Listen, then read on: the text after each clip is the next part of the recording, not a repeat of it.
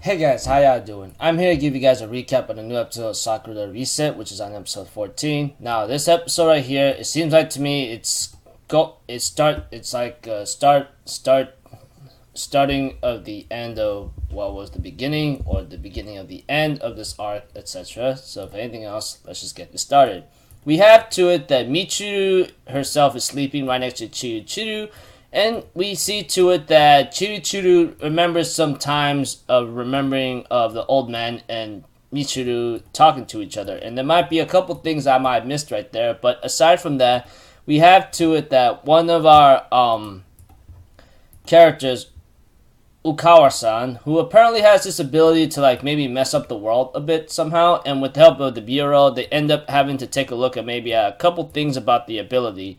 Not to mention about the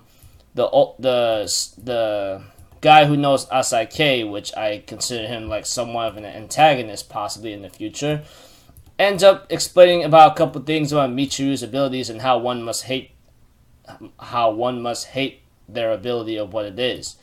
And we see to it that Asake decides to meet Chiru and have a little talk with him. And of course we see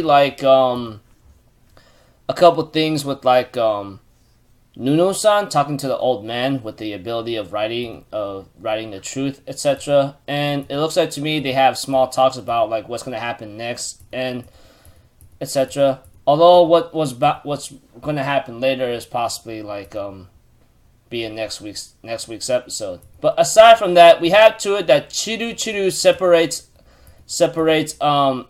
Haruki and Asake to have a little private talk with them. Of course, Haruki ends up having to talk to her, talk to herself, some clone of herself or some kind of dark aspect of herself, saying that you desire K or something, you might despise Soma Sumire.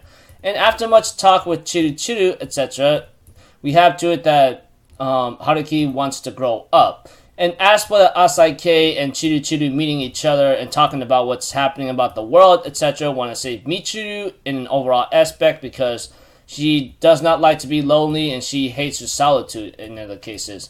And that monster which Asake knows is that solitude.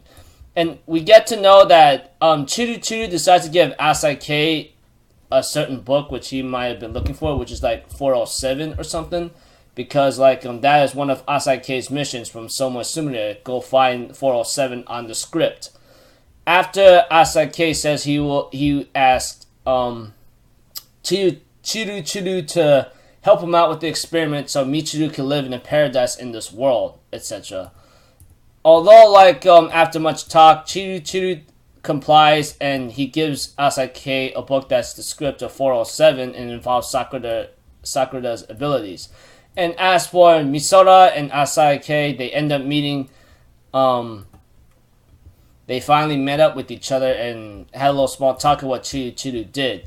And of course, the monster is actually the embodiment of Michiru herself, and her real name, which I've forgotten apparently, is that kind of embodiment of loneliness and wants to get out of here, or possibly just doesn't like it. Of course, next episode it's showing maybe some terrible scenes with what's bound to happen, but who knows. So I'm sorry for being very confusing right here and there. All I can really tell you is just Michiru may have to leave the dream world, but with the help of Chiru and Asake and possibly Haruki Misora, etc., they might be able to change it despite Ukawa might have messing it up a bit in the world along with the help of the Bureau, etc. But we'll have to find out because Asake seems like he's trying to make a paradise world for Michiru, but who knows if it's really going to work or not. So until then, I'll see you guys in my next video. So I'm off for Zero, people. Have a good day. I'll see you guys next time, alright? Peace out. Bye-bye. Doo-doo-doo.